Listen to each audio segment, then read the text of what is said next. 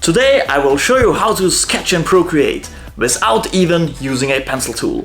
This way you will be able to do a drawing like this one in a really short time. And still it looks like a pencil sketch. Oh my god! So make sure to watch this video till the end, so you will be able to gather all the tips you need to know to really draw fast on the iPad. My name is Dr. Rocker. This is Lawrence, and now it's time to draw! Time to draw. Okay, first we need a quick underdrawing. Therefore I will use the inking tool we will use later as well, but you can do the first step with whatever brush you feel most comfortable with. Also, I'm using a gray tone since I plan on letting the underdrawing show in the finished piece. You can also use red or blue or whatever color you prefer. This way it's easier to see the black lines better later on. Since we will use an extra layer for the underdrawing anyway, you can get rid of all the help lines afterwards. Now we will use the Gasinski ink tool to do the actual sketch. We will use pure black for now, but we can change the opacity later to get a more pencil-like look. Sketching all the main lines and some help lines for the different shading areas goes really great with this brush. When you variate the pressure, the line gets thicker. And you don't have to use as much pressure as with the pencil tools on Procreate. Therefore you can draw longer without getting cramps, and you will be way faster. And the Gasinski inking brush doesn't produce too much of a neat line, it's a little bit rougher on the edges, so it's perfect for creating a line that looks a little bit more like a line in a pencil sketch. Here I wanted to show you how nice it works to use red for the underdrawing. You can definitely see nicely which lines you already traced. But these lines I will not keep in my finished drawing. I will stick to black and gray here.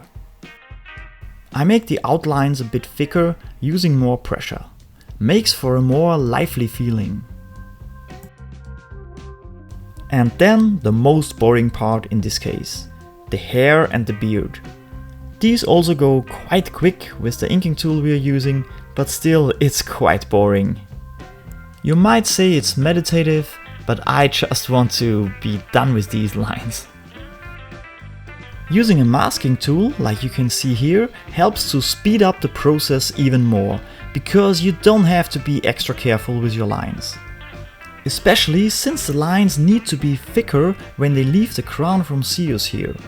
It's a big advantage not having to worry about the end of your lines being too long or too short all the time. This effect on the eyebrows can also be used on the main hair. It looks like a highlight without having to draw a million lines. Next we take a normal brush from the painting section and try to define some areas for darker shadings on an extra layer. You don't have to do that, but it's a fast way to find out where the shadows need to go and makes for a more relaxed ongoing with the drawing.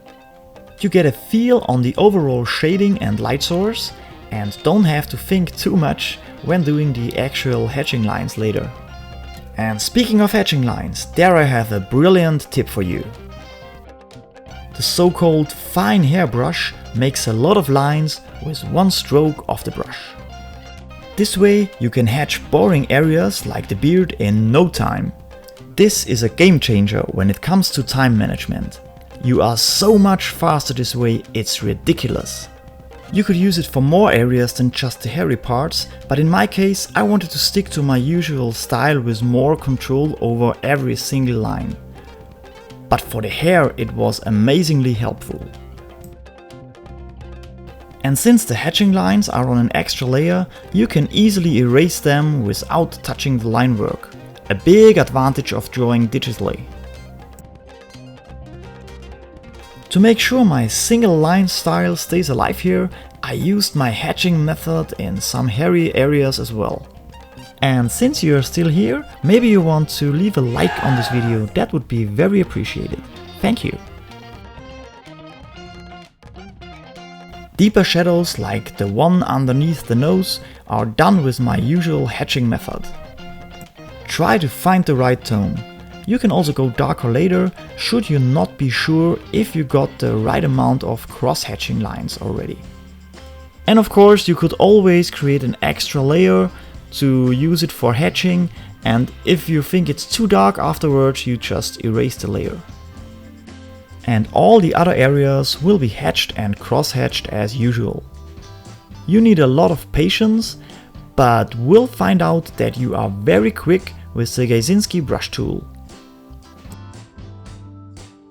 I used the same brush size for the whole drawing, by the way. To find out the right size, you need to try it out a bit.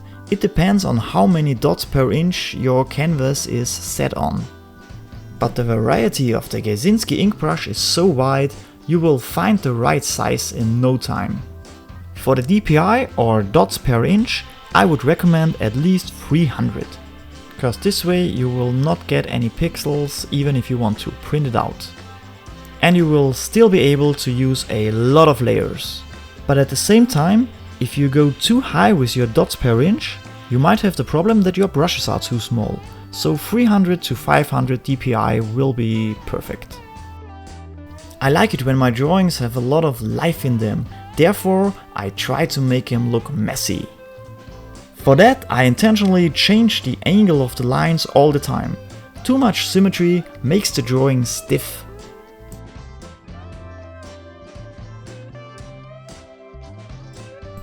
And since I got this asked quite often, I'm using an iPad Pro, the big one, with a 12.9 inch display.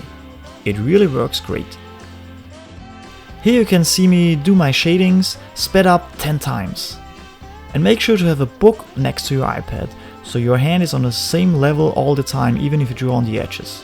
When you have to draw very short lines, you will be faster if you zoom in more to make them longer to draw. Sounds crazy, but try it out. You will find that a longer line in quick succession takes shorter to draw than when you have to fiddle around too much. And it helps when you just have to erase the lines that are too long.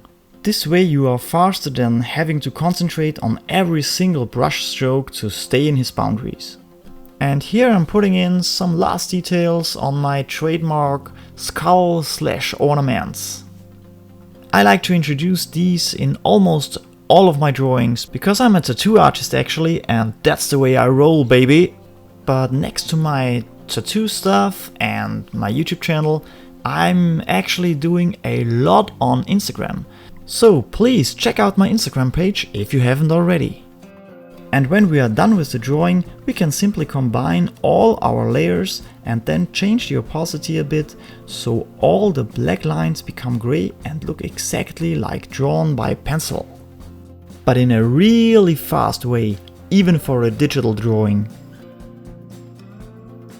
But I also like the darker version with the black lines a lot. And here's the drawing without the help lines. Way cleaner, of course. But I like to show the help lines as well, so why not just leave them in there?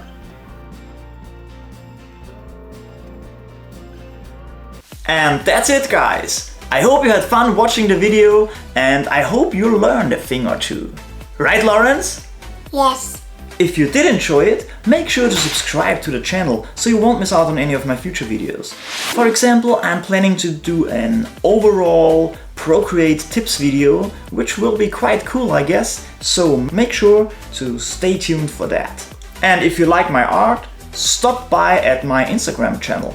I post there several times a week, and I also post all the in-between steps should you want to recreate my drawings. Hope to see you there. Link in description. Oh, and something else, guys. You might remember my XP Pen drawing pad review, but when I did that, I didn't have the keys right here. So I got them now, and I have to show you how beautiful this works.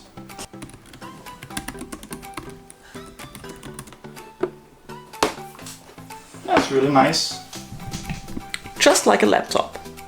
I just wanted to show you this real quick. Now back to the video. And now I want you to go and watch this video.